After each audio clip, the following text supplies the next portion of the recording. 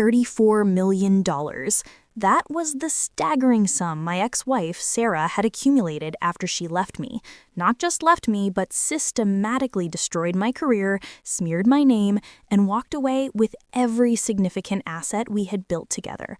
When she died suddenly last month, leaving behind an estate that massive, I wasn't grieving the woman, I was grieving the 20 years of my life she stole. The only thing we still shared was our son, Michael, and our daughter, Lotta. That is why I found myself in the sterile, high-rise office of the estate lawyer, waiting for the reading of the will. Michael, my 28-year-old son, was already there, impeccably dressed and radiating a smug, entitled superiority that made my skin crawl. He hadn't spoken to me in years, siding completely with his mother after the divorce, believing every single lie she fed him about my supposed failings. As we settled around the massive oak table, Michael leaned in, his voice a low, venomous sneer. "Don't get your hopes up, Dad. You're not getting a dime. Mom wrote you out of the picture decades ago. You'll get nothing." His cruelty was breathtaking, but I expected nothing less. He saw me as a faded memory, an easy target he could humiliate one last time. But just as the lawyer, Mr. Hastings, cleared his throat to begin, he looked over the thick sheaf of papers, glanced at Michael's arrogant face, and then directly at me and let out a single, unexpected sound, a short, sharp, theatrical laugh. He put the papers down, looked at my smug son, and with a glint in his eye that promised absolute financial devastation, he said, "Actually, Michael, you couldn't be more wrong. Your father gets everything, and the reason why is written right here." The sound of that lawyer's laugh was like a starter pistol. Michael launched out of his chair, knocking his mahogany chair backward. "That's impossible. You're lying. He was legally separated from Mom for 2 decades. He gets nothing. I am her son. This must be a forgery." Michael's face was an ugly red mask of entitlement and fury. Mr. Hastings, the lawyer, didn't even raise his voice.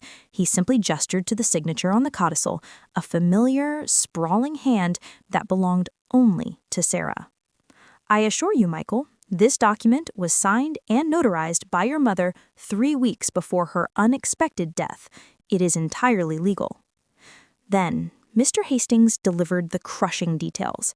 Your mother leaves her entire liquid estate, valued at $34 million, to her ex-husband, to be held in trust for the specific purpose outlined in Codicil 7. Michael was left a paltry, symbolic $100,000, and my daughter, Lotta, the same small stipend. The sheer shock of the exclusion caused Michael to physically shake, the realization dawning that his mother, in her final act, had rejected his loyalty completely. But I knew Sarah. This wasn't an act of remorse or lingering love. It was a trap. I calmly signaled Mr. Hastings to read Codicil 7, the truth concealed within the fine print, and then the true horror of Sarah's legacy was revealed.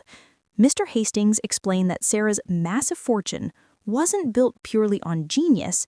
It was built on a series of highly leveraged, borderline fraudulent investment schemes in her private equity firm, involving quiet financial ruin for dozens of smaller investors. She had built a $34 million empire on illegal, predatory practices. Just before her death, Sarah knew the authorities were closing in. Her fear wasn't jail. Her fear was the public scandal and the legal liabilities that would follow her death, potentially targeting her children, Michael and Lotta, as the primary beneficiaries. The trust was her final, cold-blooded defense. The specific purpose of the trust was not for my enrichment, but for my labor.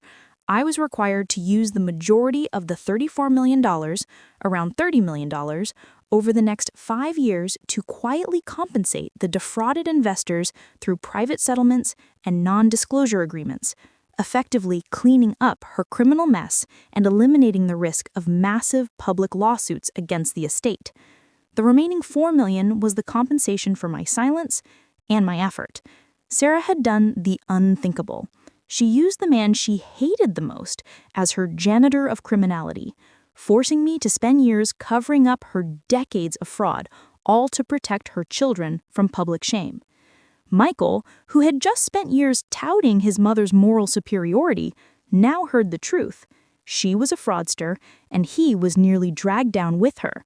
The trust was designed to financially neutralize the risk to Michael and Lotta, but leave me with the exhausting, morally draining task of managing Sarah's dirtiest secrets. The irony was suffocating. I didn't inherit money. I inherited her guilt and her crime scene. But as I looked at the defeated, horrified expression on Michael's face, a sudden dark thrill ran through me. Sarah thought she had trapped me, but she had actually handed me the ultimate weapon. I now controlled her reputation, her secrets, and most satisfyingly, Michael's entire future. I could expose her truth, or I could use the money as she intended. The power was finally, irrevocably, mine. Michael didn't just look angry. He looked entitled and betrayed, as if the law itself had personally offended him. He towered over the table, his fists clenched, screaming, "You think you can just take $34 million? I'm contesting this. I'll sue you. I'll expose this ridiculous codicil. My mother would never give you control." His arrogance, however, was about to meet the cold wall of legal reality. I calmly pushed the will back toward Mr. Hastings. "Michael, before you threaten the lawsuit, let me explain exactly what that entails."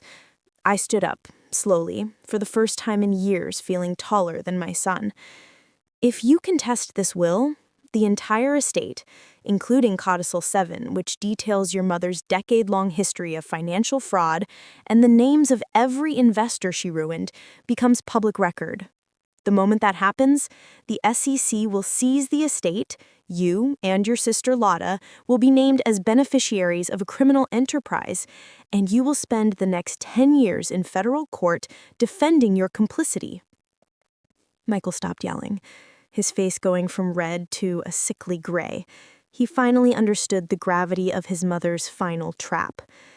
"Your mother didn't leave me the money, Michael," I continued, my voice low and lethal. "She left me the shovel. And your future now depends entirely on whether I choose to quietly bury her secrets or whether I decide to simply walk away and let the entire federal government expose her criminality and destroy your life. You didn't just get nothing, you got a massive, life-ruining target removed from your back, and you owe the man you hate your current freedom." The look of absolute terror in his eyes was the first taste of justice, but I wasn't finished. I leaned on the table, delivering the final crushing blow. "I've been watching you, Michael, your little startup, Phoenix Innovations. You've been so proud of the seed funding you secured from an obscure holding company 6 months ago. You thought you were building your own empire, independent of me." I paused and pulled out a single corporate document, a detailed list of Sarah's financial holdings. The seed money for Phoenix Innovations didn't come from a benign investor. It came from Sentinel Holdings LLC, a shell corporation your mother secretly established. And guess what, Michael? As the executor and sole trustee of your mother's entire estate, I now legally control Sentinel Holdings LLC. Michael's mouth fell open, every ounce of his smug confidence evaporating. His entire independent success was built on a foundation of his mother's dirty money, and I now held the foundation's remote control. I looked him dead in the eye, my voice devoid of emotion. "My first official act, as the man in charge, is this. Consider Sentinel Holdings' entire line of credit and investment funding to Phoenix Innovations officially terminated as of this minute. You wanted me out of your life and out of your business? Fine. Now you're out of mine, and your company is bankrupt. Go away, Michael. And when you find yourself living in a tiny apartment, remember that you chose spite over truth." I turned to Mr. Hastings. "Send him the paperwork."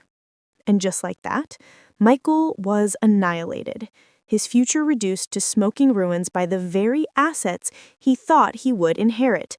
The termination of the funding to Phoenix Innovations was an instantaneous execution. Within 2 weeks, I received the internal documentation confirming the startup's total collapse. Michael's arrogance was a paper tiger. His entire identity as a successful businessman crumbled because the foundation was built on his mother's dirty money. He lost his downtown loft, his expensive car was repossessed, and the shame was total. He called me repeatedly, alternating between threats and pathetic begging, but I never answered. He had chosen his path of greed and contempt, and he was now receiving the full, unmitigated consequences. But my revenge wasn't complete until Sarah's purpose was fulfilled, though it had to be on my terms. I accepted the burden and began the arduous, painstaking work of using the $30 million to quietly settle Sarah's financial crimes. I hired a specialized team of forensic accountants and ethical lawyers, not just to clean up the mess, but to document every single step. Every settlement, every ruined investor compensated, every NDA signed, creating an ironclad trail that proved my integrity and Sarah's criminality. This was my ultimate protection, the documented truth. Next, I reached out to my daughter, Lotta. She was the lesser victim, manipulated by her mother, but never truly part of Michael's spiteful crusade. I met her privately, away from the chaos.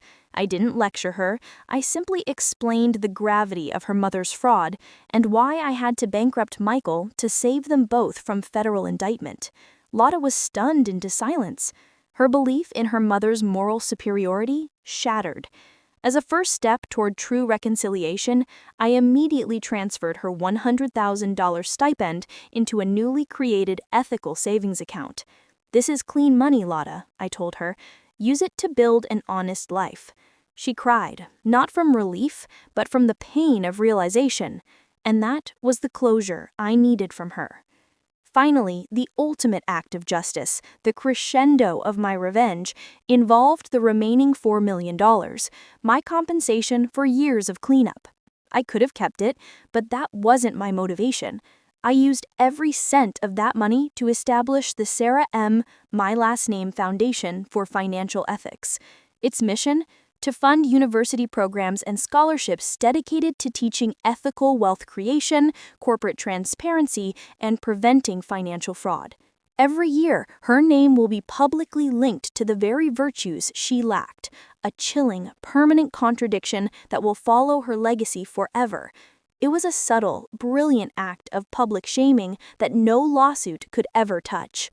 I not only saved my dignity and protected my children, but I forced the last vestige of Sarah's life to be used for genuine, selfless good. I looked at the new foundation's bank statement, the name Sarah M., my last name, stamped beside the words financial ethics, and I finally felt the absolute, cold satisfaction of a debt repaid and a legacy rightfully redefined. The storm had passed, leaving behind a silence that was finally, genuinely peaceful. Michael was out of my life, his arrogant future vaporized by his own mother's criminality and my strategic action.